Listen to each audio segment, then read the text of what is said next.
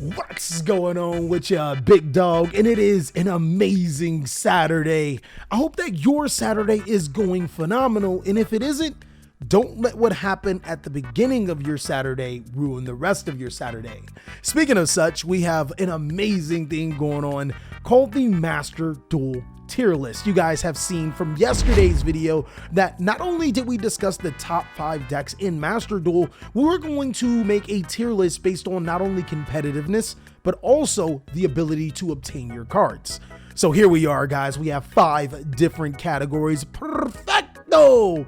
These are the strategies that are extremely cheap to get, very easy to acquire inside of Master Duel, whether it's through breaking down and acquiring dust or pulling packs, because things in packs seem to not be necessarily very hard. Seems that if you spend about $5,000, $6,000 to $7,000 on packs or gems on packs, then you'll pretty much get exactly what you need. But the dust, getting the ultra rare or the super rare cards are really important. Perfect is a balance of very competitive on top of not a lot of ultras and super rares easier to get. Then a nice balance would be not necessarily the sweet spot that you would want. Maybe the deck is a little bit more expensive, or maybe the strategy isn't as competitive, but hey, it's cheap and it's a pretty nice balance to get.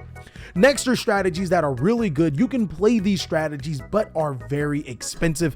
These are the strategies that you might want to watch out for. A skilled player may want to take advantage of this, or probably a player that actually just really likes the strategy. It can still compete. It's just going to cost you a lot.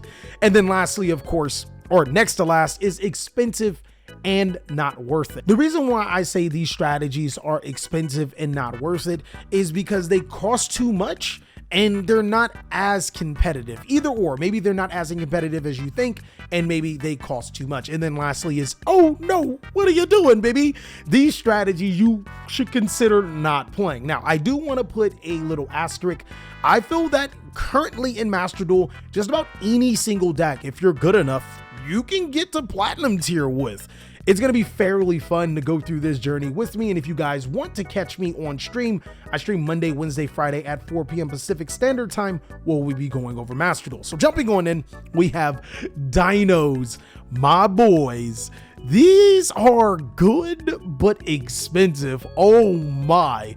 If I remember correctly, Soul Eating, Fossil Dig, Ultimate Conductor Tyranno, all ultra rares. This deck is mightily expensive, extremely hard to obtain. But when I say Dinos are an amazing deck, Dinos are fairly an amazing deck. We have to think about a couple of things. One, Maxi is into this rotation. We also know Skill Drain is into this rotation. These two cards not only prevent the opponent from activating on-field monster effects, but special summoning a ton of times. Well, fortunately enough, Dino only needs to special summon just once to get into its main boss monster, and Miscellaneous Ceres prevents you from being Skill Drain, as your monster's activations cannot be negated. So Dinos is not only a great deck with that, it's also amazing at going second and cracking your opponent's board, as well as establishing a board your opponent just can't break. Sky Strikers, I have to say, is a nice balance. It's really weird to have Kagari at 1 and Engage at 2. To be honest, if we were to flip it the other way around, I would rather have the Engage at 1 and the Kagari at 3. That feels so much better than what we're dealing with. But Sky Striker is a very nice deck. It's not too expensive, and it's extremely powerful. One thing that we do have to point out is that Destiny Hero Phoenix Enforcer is not in Master Duel, so that does make Sky Striker slightly weaker to cards like Imperial Order, and other floodgates like Anti-Spell Fragrance, Imperial Order, whatnot. But on top of that, we also have to consider that Sky Striker is just an amazing grind deck. And if you're going against Sky Striker, it's almost like it's not going against Tom Brady. It's not always a great idea. Adamantipator was actually in my, oh no, what are you doing, baby? And allow me to explain.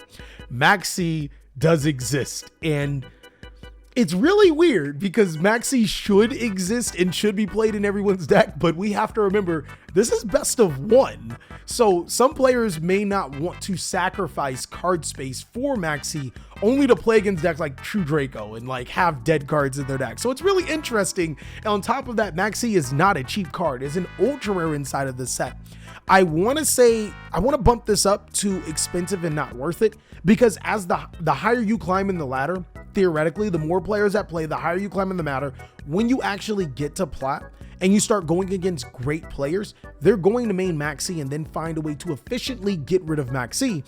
And if you're playing this deck and you get Maxi, well, it's a reason why this deck never became competitive in the OCG. It's strictly because of Maxi. I want to say that this deck could carry you to plat, but once you start going against some of the top players that are playing Maxi in their deck, this will 100% struggle. Expensive and not worth, because once you get up there, not going to be worth it. And there are a ton of expensive, very, very expensive Adamantimeter cards. Altergeist is, oh no, what are you doing, baby? This is our first, oh no, what are you doing, baby? And it's like, oh no. There's a huge reason why this is just don't pick it up if you are a TCG player jumping in a Master Duel. Altergeist Multi-Faker is still at 1. It's like, why is it at 1? I don't understand. I know you don't understand, but yeah, it sucks. But yeah, Altergeist Multi-Faker is strictly for that reason. Multi-Faker's at 1. Don't play this deck. There are just better options in the Yu-Gi-Oh card game, and Master Duel right now would not play this deck. Sharks is another, oh no, what are you doing, baby? And it's like, oh man, it really hurts me to say that Deep Sea is, oh no, what are you doing, baby? So actually, I want to say it's expensive and not worth. I'm not sure. So allow me to explain why it's, oh no, what are you doing, baby? Totally Awesome's at 1. And immediately, I know you can still play Kraken Control, and Kraken with Gozi Match is still wonderful, but Totally Awesome's at 1. And that sucks. Like, making Utopic Draco Future with double Totally Awesome to be able to recur your advantages is something that us TCG players are just 100% used to, and you don't have that ability with Sharks, and it really sucks, especially seeing that you can do it within 2 cards. And Sharks have always been that deck that can play fairly well as long as you know you get your Totally Awesomes out and you get the grind.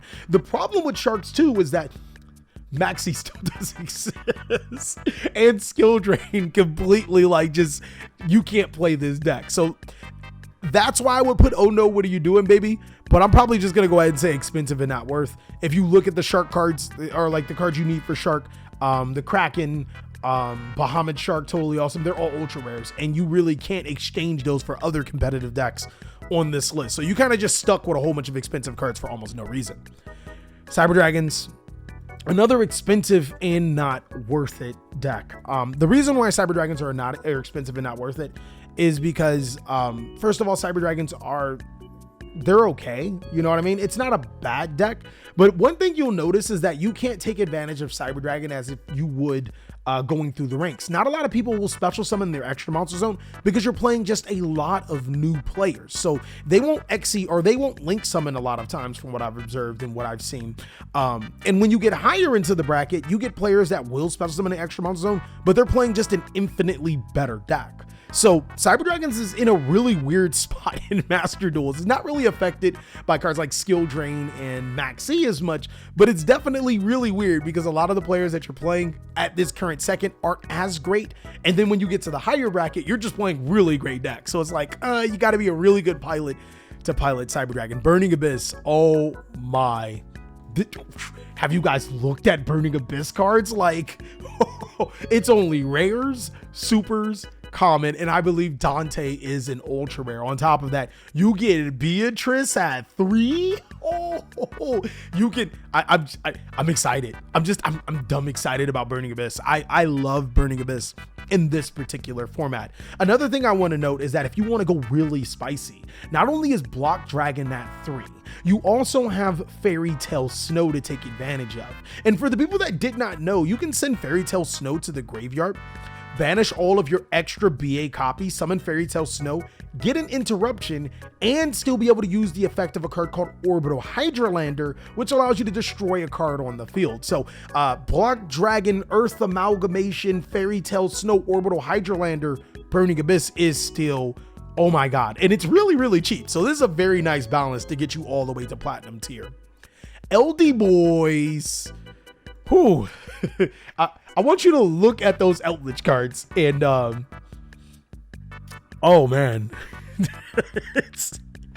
Eldritch is literally, it takes up for its name. It is the most expensive deck that I think I've ever seen on this entire tier list. No, there's one more expensive deck. It is completely expensive. And yeah, Black Dragon's at 3.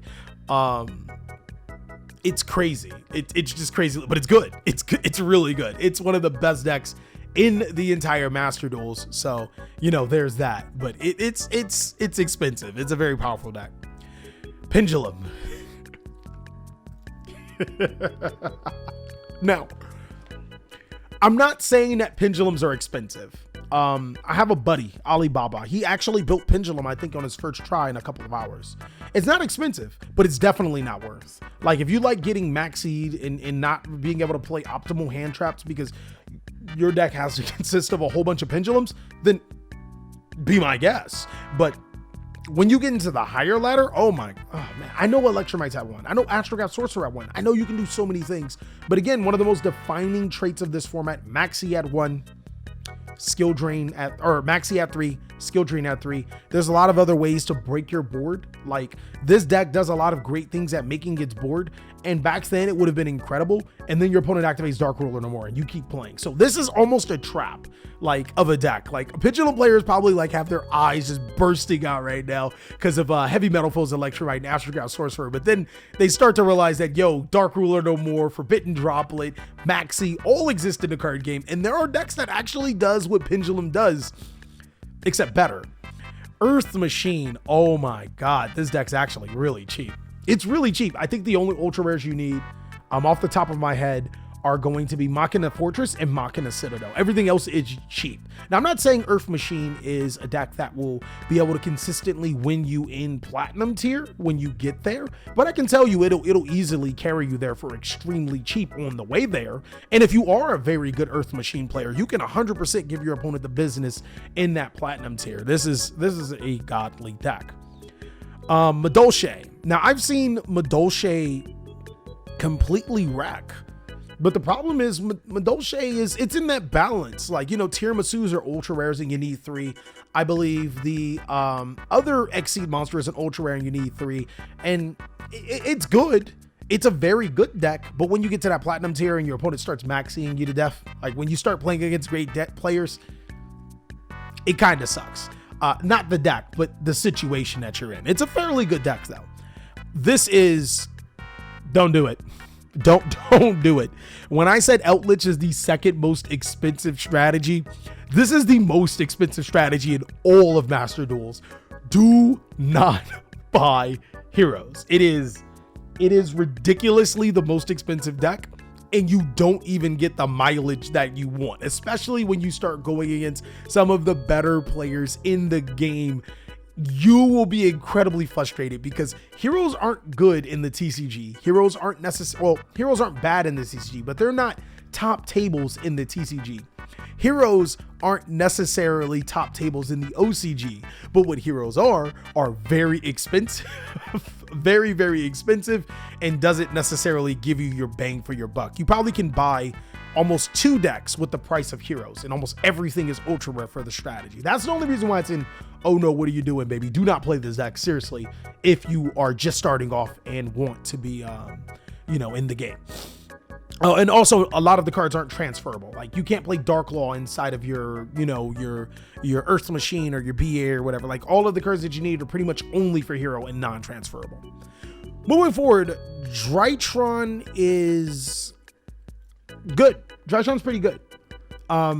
It's not, of course, you're still going to have the max seed problem. Like, I think almost every single one of these decks has the max seed problem, so you have to know when to stop. Fortunately enough, Drytron can either stop or it can I'm going to make a Herald, meaning that you won't draw into your actual interruption that'll stop me, and I can proceed to go for game. And that's exactly what you would want for a deck. Like, if you're going to take that max seed challenge and allow your opponent to draw 10, 20 cards, then, and basically for the people that don't know, maxi challenge is that you special summon while your opponent continues to draw.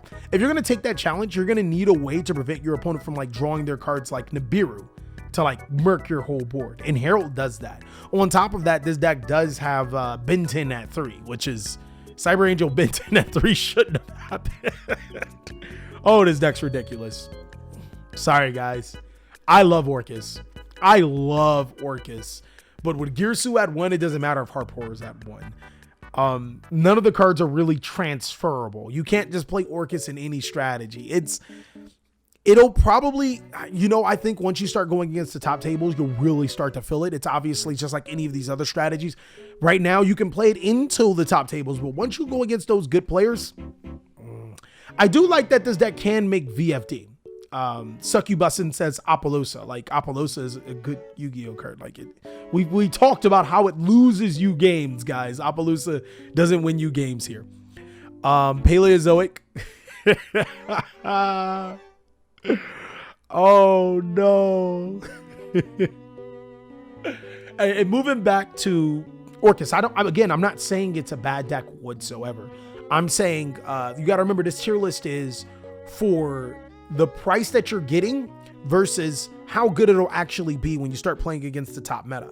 This isn't good enough. Like, that same amount that you can pay for Orcus, unless it's your favorite deck, then obviously build Orcus like it does for Succubusin. You can build another one of these decks, which is better. But Totally Awesome's at 1. I don't think I need to say anything else. Totally Awesome's at 1. Totally Awesome's at 1. That's literally all I can say.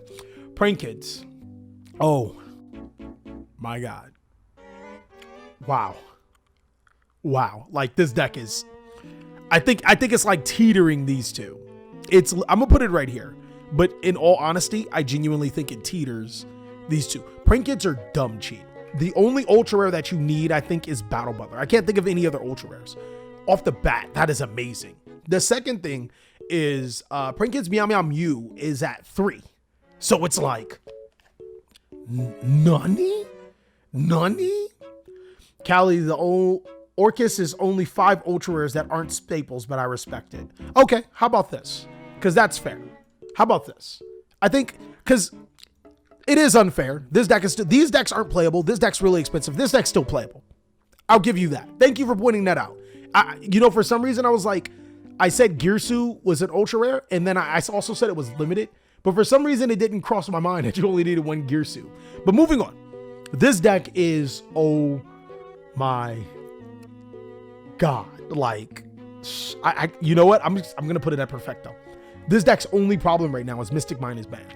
And basically how this deck works is that when your opponent makes his board, you Mystic Mine them, and then you make a Prank Kid board, and then you Battle Butler their whole board and ruin their whole board. And then you get rid of your Mystic Mine, which your Prank Kids place, and you continue to play Yu-Gi-Oh! That is the only thing that this deck is missing. But as far as cheapness, yeah, you're right. Max C does hurt. But as far as cheapness into actually playing, that's another thing that Mystic Mine does stop is Max C. Your opponent has a bigger board, you Mystic Mine them, and they can't Max C you back. You know what I mean? But this deck is just, it's ridiculous though, for like the amount that you have to spend on it versus the actual competitive potential. It's ridiculous. Unfortunately, it kind of does, like when an opponent Max sees you, it's rough. It's rough without Mystic Mine. It's rough. Moving on, Rocket Dragon Link. This deck is really good. The Rocket cards are cheap. The Boral cards are expensive. All of them are ultra rares, unfortunately. So Borreload, Savage Dragon, and Boral Sword Dragon. Also, Heretic Seal's an ultra rare. Dragon Maids are surprisingly cheap. Like, the Dragon Maid cards are ridiculously cheap for no reason. So I'm going to have to put good but expensive. Once you get to the top tables, you're going to have to start learning how to, mid-range Rocket Dragon Link as opposed to just combo off. That's one thing that I do like about Rocket Dragon Link, is that it is a mid-range deck. It can definitely 100% play mid-range. And basically what I mean by mid-range is that it can play a game where it makes 1 to 2 disruptions, hold on to its hand, and not special summon a whole bunch, and just control the tempo of the game using trap cards like Dragon Maid Tidying. It also can just pop out and just splurge a board that your opponent just can't handle. So that's one thing that I really like about Rocket Dragon Link. It's really good, but it is fairly expensive because you need the Boral cards. Good thing is that most of the cards that you're going to buy are going to transfer over. Salamangreat is another good but expensive. This was probably my biggest mistake. I should have bought one of the cards that I'm going to put at Perfecto. I should have bought one of those strategies. But Salamangreat is expensive. Oh my God, like they did it to us. Lady Debugs are super rares. Flame Buffaloes are super rares. Hell, 4-month Skippers are super rares. It's like, what are we doing? Like, everywhere you look for Salamangreat, it's a struggle. Sunlight Wolves are ultra rare. Like, you know, it's like, dog, like it is really expensive. But this deck is actually, again, it's a mid-range deck. So if your opponent does max C you, you can stop at certain choke points and be like, all right, I'm good. You know, you draw your one card, we're good. You know, that's it. The only other thing is that Nibiru does suck, but you gotta pick your poison sometimes, guys. This deck is incredibly expensive, unfortunately, and that's what puts it at the good but expensive.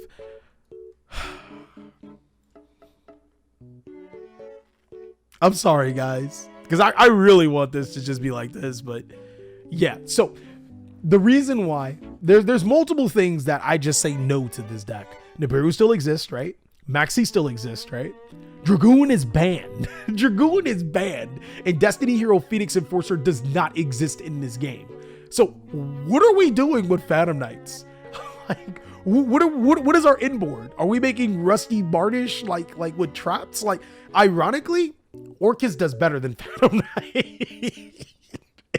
It's so crazy. Like, I was going against a Phantom Knight player and I was like shaking in my boots. And then I was like, wait, you have no genuine inboard. Like, I don't like, what are you doing here? And so that's why I don't think that Phantom Knights are that good right now. They don't have any of their inboard boss cards. On top of that, while it is a good strategy in the TCG, in the OCG, it's a whole different story. You know, it's just not that great.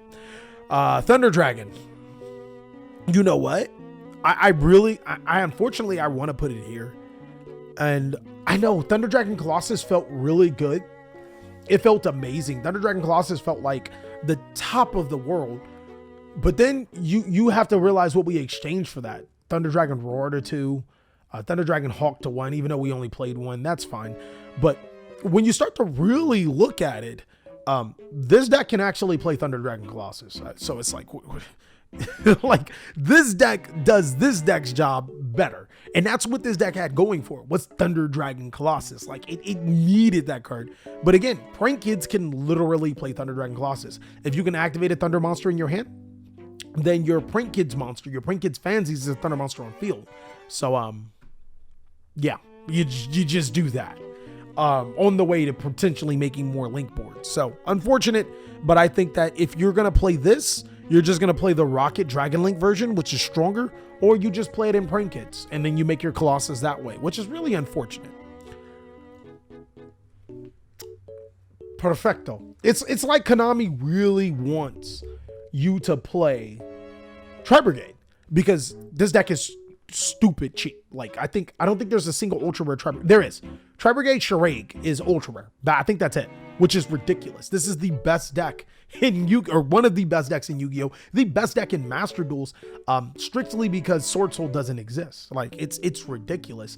I didn't even know that the Lyraless cards were here. Like, the Lyraless cards from Legendary Duelist Synchro Storm are 100% in this set, making this the de facto best deck. Tri-Brigade Lyrilusk is the best deck in Yu-Gi-Oh! And if you wanted to play, or in Master Duel, and if you wanted to play a watered down version, just play Tri-Brigade. It's cheap and it's good. It's like, what are we doing here? I love this deck because the only ultra rare is Shiraig, and all of your hand traps, everything that you'll probably get for the deck will transfer over to just any other deck, which you really got to make sure that you're getting those type of decks where, you know, you can play those hand traps and whatnot that can transfer over to other strategies. True Draco, perfecto. You need Skill Drain. That's the only ultra rare. Inspector Border, Skill Drain, Dragonic Diagram. And you already know, we talked about how powerful Skill Drain is in this Yu-Gi-Oh! Format. We talked about how powerful Maxi is in this format. This deck not only plays Skill Drain, it can also, like, imagine your opponent main decking that Maxi, only to Maxi a true Draco player. That's not a good feeling for the big fella. Like, it's almost like an auto win for you. It is crazy how ridiculous True Draco is, and it's fairly cheap. You can build it on a pretty decent budget. And a lot of your anti-meta cards like Skill Drain and Card of Demise and stuff, that transfers over. I actually prefer Skill Drain or Card of Demise in Sky Strikers. It's actually ridiculous how that works. But where do I put this? Come on, dog. This is another one of the better decks in Yu-Gi-Oh! It is ridiculously cheap. ridiculously cheap. It's oh dear. It's good. It's really, really, really good. I really think that just being able to make Shin, you can make VFD, which is True King of All Calamities in English, which negates all of your opponent's cards. It's the best deck to make it since it does it so easily. It's an incredible deck, and I think it's like unhit in the it's unhit in the OCG, which is unhit in Master Duel. It's literally nuts. This is, if I had to make a tier list, and you guys see my top tier list, these two really are number 1 and number 2 respectively, with this one coming in at maybe number 4, Eldritch coming in at number 3, and Dino maybe coming in at number 5. I genuinely think that those are the top 5 decks. Only problem is these are expensive as all hell. But yeah, Virtual World is ridiculously good. Moving forward, whoa, hold on. I don't have Shadowls in here. Huh, wow. Let me actually fix that. Unfortunately, Zombie World is, oh no, what are you doing, baby? Zombie World just isn't great. It'll do good against like Tri Brigade. It'll do good against True Draco. Like, it does good where it does good, but the problem is that this deck, well, I would just say it's expensive and not worth, because Zombie World's an Ultra, Unizombies an Ultra. I would not invest into this strategy, because the higher you get, the better players get, the worse this deck gets, unfortunately. Man, is it? I want to put, okay, it's a nice balance. It's a nice balance. The Zodiac cards are ridiculously good. When I talked about Tri Brigade not getting touched, it still has the Zlirals and it has the Zodiac engine. Zodiac Pure is really good, because even that Zeus is at 1. It does not matter. It does not matter. You still have one more Zeus that you can easily make with Dryden. You can play as many hand traps and whatever you want, and everything transfers over. Everything transfers over. That's the amazing thing about it, is that like all of your hand traps, your maxis, your ashes, your infinite impermanences and stuff, all that, you can just put it into another deck. Like, the Zodiac engine is so small, you can play whatever you want. You can get the Tri Brigade cards if you wanted to, and then boom, you're back into the game, baby. I looked up Dragon Maid. The Dragon Maid's a really nice balance too. Again, Chamber isn't really expensive. I think Chamber's is super, correct me if I'm wrong. The trap card is a rare or common, really good. This deck's fairly good. The problem with that you'll get to is that when you get to the top tables and playing against the better decks, yes, it does kind of dodge Maxi, which is really good, but it won't do as well as against some of these decks, which are powerhouses. You know what I mean? Maxi does help this deck out a lot in itself, and I would be interested in even building this deck for it, because you can always transfer this over to Dragon Link when you get the cred as you go through it. So that's really good. That's really good. Actually, yeah, I think it's a really nice balance just because of its transferability.